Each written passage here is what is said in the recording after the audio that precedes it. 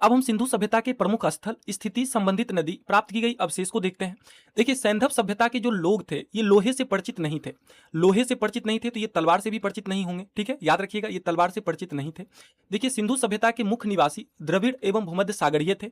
और याद रखिएगा कि सिंधु सभ्यता को आदि ऐतिहासिक युग, आदि ऐतिहासिक, जिसको कांस्य युग भी बोलते हैं, कांस्य युग में रखा जाता है। देखिए आदि ऐतिहासिक युग में लेखन कला का प्रचलन था, लेकिन इसके उपलब्ध लेख अभी तक पढ़े नहीं जा सके हैं, ठीक है, याद रखिएगा इसमें लेखन कला का प्रचलन था लेकिन इसके उपलब्ध लेख अभी तक पढ़े नहीं जा सके हैं, ठीक है, इसी को आदि ऐतिहासिक युग में रखा जाता है इस काल को, ठीक है। याद रखिएगा कि अभी हाल फिलहाल में सिंधु सभ्यता के जितने भी लेख हैं उसको पढ़ने के लिए एक इनाम की घोषणा हुआ है कि जो इसे पढ़ के दिखाएगा उसे 8.5 करोड़ का इनाम दिया जाएगा। कौन से राज्य की सरकार ने ये इनाम की घोषणा किया है? तमिलनाडु राज्य की सरकार ने, MK स्टालिन का ये घोषणा है कि सिंधु सभ्यता के जो उपलब्ध लेख हैं उसको पढ़ने में जिसको सफलता मिलेगी उसको हम 8.5 करोड़ इनाम के तौर पे देंगे, ठीक है। कौन से राज्य की सरकार? तमिलनाडु राज्य की सरकार। देखिए इसमें जो इंपॉर्टेंट नगर है, हड़प्पा है सबसे इंपॉर्टेंट। देखिए हड़प्पा ये रावी नदी के किनारे स्थित है। देखिए 1921 में इसकी खोज दयाराम साहनी ने किया था, ठीक है। ये वर्तमान में पाकिस्तान के पंजाब प्रांत के साहिवाल जिले में स्थित है, ठीक है। यहाँ से मिला है समाधान R37, ठीक है। यहाँ से क्या मिले हैं? समाधान R37 मिले हैं। यहीं पे अन्नागार स्थित है, अन्नागार, ठीक है, याद रखिएगा अन्नागार बहुत बड़ा इमारत है। आगे देखिए अन्नागार एक है आपका स्नानागार, स्नानागार आपका मोहनजोदड़ो से मिला है, ठीक है। अन्नागार आपका हड़प्पा से मिला है। आगे देखिए मोहनजोदड़ो, देखिए मोहनजोदड़ो ये सिंधु नदी के किनारे स्थित है। इसकी खोज 1922 ईस्वी में राखल दास बनर्जी ने किया था। देखिए मोहनजोदड़ो का शाब्दिक अर्थ होता है मृतकों का टीला, मृतकों का टीला होता है। और मोहनजोदड़ो पाकिस्तान के सिंध प्रांत के लरकाना जिला में स्थित है। देखिए यहाँ से प्रमुख प्राप्त अवशेष कौन कौन से हैं? स्नानागार, ठीक है। देखिए स्नानागार यह सैंधव सभ्यता की सबसे बड़ी इमारत है। सैंधव सभ्यता की सबसे बड़ी इमारत कौन सी है? स्नानागार है। देखिए मोहनजोदड़ो से मिला है आपका नर्तकी की कांस्य से मूर्ति मिला है। यहाँ से मिला है एक शिल्प पर 3 मुख वाले देवता की प्रतिकृति मिली है, ठीक है। ये सभी जो अवशेष मिले हैं, जो प्राप्त हुए हैं, ये सभी एग्जाम में पूछे जाते हैं। आप जानते हैं कि सैंधव सभ्यता को आदि ऐतिहासिक काल में रखा जाता है, आदि ऐतिहासिक काल या कांस्य युग में रखा जाता है। आदि ऐतिहासिक काल का मतलब हुआ कि जिस काल में लेखन कला प्रचलन में था लेकिन उसके उपलब्ध लेख अभी तक पढ़े नहीं जा सके हैं, ठीक है। आगे देखिए कालीबंगन, देखिए कालीबंगन से जुते हुए खेत मिले हैं। नक्काशीदार ईंटों का प्रयोग का साक्ष्य मिला है।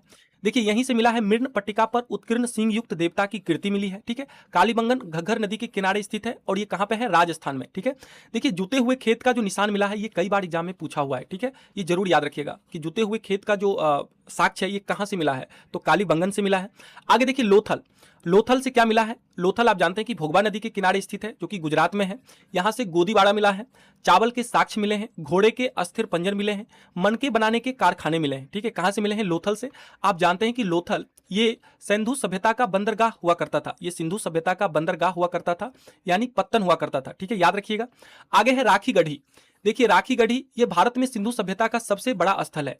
राखी गढ़ी वर्तमान में भारत में सिंधु सभ्यता का सबसे बड़ा स्थल है। वैसे सिंधु सभ्यता का सबसे बड़ा स्थल है आपका मोहनजोदड़ो, मोहनजोदड़ो है सबसे बड़ा स्थल, ठीक है, मोहनजोदड़ो। लेकिन ये भी वर्तमान में पाकिस्तान में पड़ता है, ठीक है। अगर भारत में पूछे तो भारत में अभी कौन सा स्थल है सिंधु सभ्यता का सबसे बड़ा स्थल? राखी गढ़ी है जो कि घग्गर नदी के किनारे स्थित है, हरियाणा में स्थित है, ठीक है। याद रखिए इसकी खोज 1969 ईस्वी में सूरज भान ने किया था। कौन किया था? सूरज भान ने किया था। कब? 1969 ईस्वी में, ठीक है। आप जानते कि 1969 ईस्वी में ही 14 बैंकों का राष्ट्रीयकरण भी किया गया था, ठीक है। तो इस तरह से जहां भी हो सके आप जरूर फैक्ट ढूंढने का प्रयास करिए। आगे देखिए धौलावीरा, देखिए धौलावीरा ये लूनी नदी के किनारे स्थित है, गुजरात में है। यहाँ से उन्नत जल प्रबंधन व्यवस्था, ये भी कई बार एग्जाम में पूछा है, ठीक है। उन्नत जल प्रबंधन व्यवस्था धौलावीरा से इसका साक्ष्य मिला है। यहीं से मिला है शैलकृत स्थापत्य, 3 नगरों के अवशेष, ठीक है, 3 नगरों के अवशेष, शैलकृत स्थापत्य, उन्नत जल प्रबंधन व्यवस्था, ये सभी धौलावीरा से मिले हैं। और धौलावीरा से एक इंपॉर्टेंट मिला है हड़प्पा लिपि के बड़े आकार के 10 चिन्हों वाला एक शिलालेख, ठीक है, ये भी काफी इंपॉर्टेंट है, ठीक है। देखिए धौलावीरा आपके लिए काफी इंपॉर्टेंट हो जाता है एग्जाम के पॉइंट ऑफ व्यू से। यहाँ से जो भी अवशेष मिले हैं उसे आप जरूर याद करके जाइए। आगे है बनावली, बनावली ये रंगाई नदी के किनारे स्थित है, ये हरियाणा में स्थित है। यहाँ से पक्की मिट्टी की बनी हुई हल्की प्रतिकृति मिली है। पक्की मिट्टी की बनी हुई हल्की प्रतिकृति कहाँ से मिली है? बनावली से मिली है। और आप जानते हैं कि पकी हुई मिट्टी को क्या कहा जाता है? पकी हुई मिट्टी को टेराकोटा कहा जाता है। पकी हुई मिट्टी को क्या कहा जाता है? टेराकोटा कहा जाता है, ठीक है। अब देखिए सिंधु घाटी के लोग पशुपति की पूजा करते थे, पशुपति की पूजा करते थे। इसका प्रमाण मोहनजोदड़ो से प्राप्त एक मोहर से मिलता है, ठीक है। सिंधु घाटी के लोग किसकी पूजा करते थे? पशुपति की पूजा करते थे। देखिए भारत का सबसे बड़ा हड़प्पन पुरास्थल कौन सा है? राखीगढ़ी है, जो कि हरियाणा में स्थित है। ठीक है, आगे देखिए सिंधु घाटी सभ्यता का बंदरगाह कौन कौन सा है? लोथल एवं सुतकोतदा है। देखिए यहां से मनके बनाने के कारखाने मिले हैं। देखिए सिंधु सभ्यता की लिपि भाव चित्रात्मक है। सिंधु सभ्यता की लिपि कैसी है? भाव चित्रात्मक है। आगे देखिए सिंधु सभ्यता की मुख्य फसलें थी गेहूं एवं जौ। गेहूं एवं जौ सिंधु सभ्यता की मुख्य फसलें हुआ करती थी। देखिए सैंधववासी मिठास के लिए शहद का प्रयोग करते थे। ठीक है, देखिए यहाँ पे तौल की इकाई 16 के अनुपात में हुआ करती थी। देखिए मेसोपोटामिया के अभिलेखों में वर्णित मेलुहा शब्द का अभिप्राय है सिंधु सभ्यता से है। ठीक है, मेसोपोटामिया के अभिलेखों में वर्णित मेलुहा शब्द जो है इसका अभिप्राय सिंधु सभ्यता से है। देखिए हड़प्पा संस्कृति का शासन बणिक वर्गों के हाथों में था। ऐसा माना जाता है कि हड़प्पा संस्कृति का जो शासन था ये बणिक वर्ग के हाथों में था। तो एक बार रिवीजन कर लीजिए। देखिए सिंधु सभ्यता की मुख्य फसल कौन कौन सी थी? गेहूं एवं जौ थी। सैंधववासी मिठास के लिए शहद का प्रयोग करते थे। तौल की इकाई 16 के अनुपात में थी। देखिए 16 के अनुपात कहने का मतलब 16, 32, 48, 64 इस अनुपात में रही होगी। ठीक है, आगे देखिए मेसोपोटामिया के अभिलेखों में जो वर्णित मेलुहा शब्द है इसका अभिप्राय सिंधु सभ्यता से है। हड़प्पा संस्कृति का जो शासन है ये लगभग बणिक वर्गों के हाथों में था। ठीक है, आगे देखिए पिग्गट, किसने? पिग्गट ने हड़प्पा एवं मोहनजोदड़ो को एक विस्तृत साम्राज्य की राजधानी कहा है।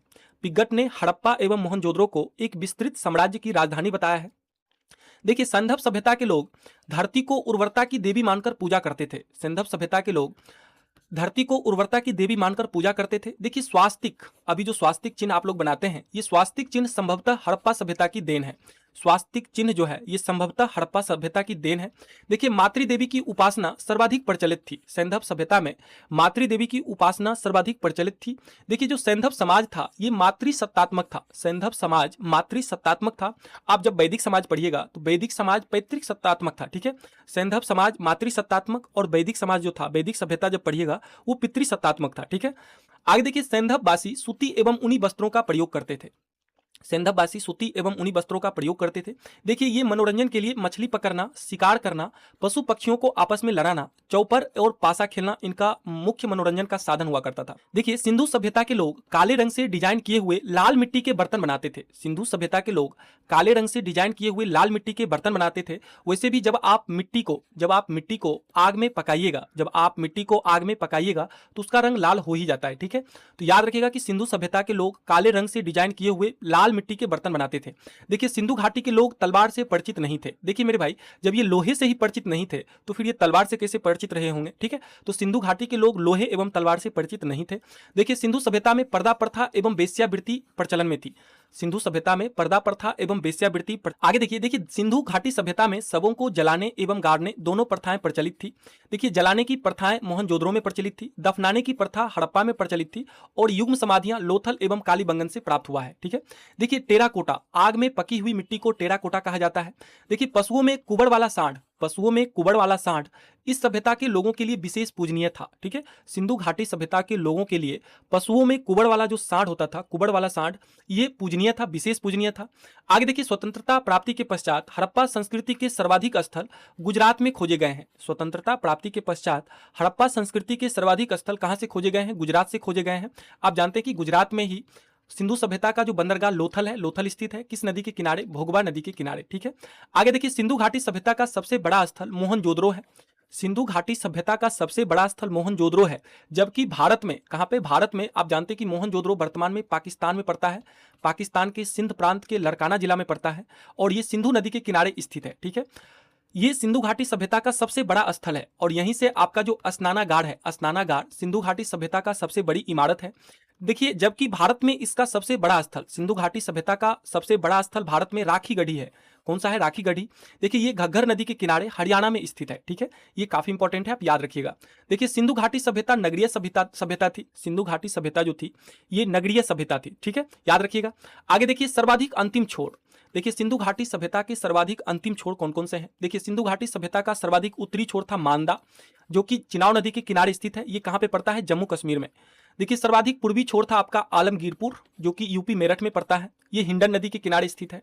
सर्वाधिक पश्चिमी जो छोर है ये आपका सुतकांगेडोर है, जो कि बलूचिस्तान में पड़ता है। ये दासक नदी के किनारे स्थित है। और जो दक्षिणी सर्वोत्तम दक्षिणी छोर है ये आपका दायमाबाद है, जो कि गोदावरी नदी के किनारे स्थित है, और ये अहमदाबाद महाराष्ट्र में पड़ता है। आप एक तरह से समझ लीजिए कि ये सिंधु घाटी सभ्यता का, आप चौहद्दी बोलते हैं ना, चौहद्दी है, ठीक है, सिंधु घाटी सभ्यता का ये चौहद्दी है, आप इसको याद कर लीजिए, ठीक है, याद कर लीजिएगा। चलिए आगे देखिए, सिंधु काल में विदेशी व्यापार। सिंधु काल में जो विदेशी व्यापार होता था, आयातित वस्तुएं, आयातित वस्तुएं का मतलब हुआ कि आने वाली वस्तुएं, निर्यातित का मतलब होता है, निर्यातित वस्तुएं का मतलब होता है जाने वाली वस्तुएं। जब कोई वस्तुएं, जैसे मान लीजिए भारत से अगर हम कुछ अफ्रीका या अमेरिका भेज रहे हैं तो उसको निर्यातित वस्तुएं बोलते हैं, और जब वहां से कोई वस्तु आएगा भारत तो उसको आयातित वस्तु बोलते हैं, ठीक है। तो इसमें आयात करने वाली वस्तुएं का जो व्यापार होता था सिंधु घाटी सभ्यता में, कहां कहां से होता था, देखिए तामा का जो व्यापार होता था ये खेतरी, बलूचिस्तान और ओमान से होता था। चांदी का व्यापार होता था अफगानिस्तान एवं ईरान से। सोना का व्यापार होता था कर्नाटक, अफगान एवं ईरान से होता था। टीन का व्यापार होता था अफगानिस्तान एवं ईरान से। गोमेद का व्यापार होता था सौराष्ट्र से, और लाजबर्द का व्यापार होता था मेसोपोटामिया से, और सीसा का व्यापार होता था ईरान से। देखिए इसमें आपका गोमेद, लाजबर्द और सीसा ये तीनों इंपॉर्टेंट है, जरूर याद रखिएगा, ठीक है। चलिए आगे देखते हैं। मोहनजोदड़ो एवं लोथल से नाव के चित्रयुक्त मोहरे प्राप्त हुई है। कहां से? मोहनजोदड़ो एवं लोथल से नाव के चित्रयुक्त मोहरे प्राप्त हुई है। देखिए सर्वप्रथम मानव ने तामा धातु का प्रयोग किया था, सर्वप्रथम मानव ने तामा धातु का प्रयोग किया था, और सर्वप्रथम पालतू जानवर कुत्ता को बनाया था। सर्वप्रथम पालतू जानवर किसको बनाया था? कुत्ता को बनाया था। देखिए वस्त्रों के लिए सर्वप्रथम कपास की खेती का आरंभ भारत में किया गया है। वस्त्रों के लिए सर्वप्रथम कपास की खेती का आरंभ कहां से शुरू हुआ है? भारत से शुरू हुआ है, याद रखिएगा। देखिए बिरसा मुद्रा का जो साक्ष्य है ये मोहनजोदड़ो से प्राप्त हुआ है, ठीक है। देखिए सिंधु सभ्यता से प्राप्त मोहरों पर पीपल वृक्ष की आकृति मिली है। सिंधु सभ्यता से प्राप्त मोहरों पर कौन सी वृक्ष की आकृति मिली है? पीपल वृक्ष की आकृति मिली है, ठीक है। ये भी एग्जाम में कई बार पूछा गया है। आगे देखिए मिस्र की सभ्यता। देखिए जो मिस्र की सभ्यता थी ये नील नदी के तट पर विकसित हुई थी। नील नदी के तट पर विकसित होने वाली सभ्यता कौन सी थी? मिस्र की सभ्यता थी। देखिए लेखन कला की उचित प्रणाली विकसित करने वाली जो सर्वप्रथम प्राचीन सभ्यता थी ये सुमेरिया की सभ्यता थी। लेखन कला की उचित प्रणाली विकसित करने वाली पहली सभ्यता कौन सी थी? सुमेरिया की सभ्यता थी। देखिए यहाँ के लोग प्राचीन विश्व के प्रथम लिपि आविष्कारकर्ता माने जाते हैं।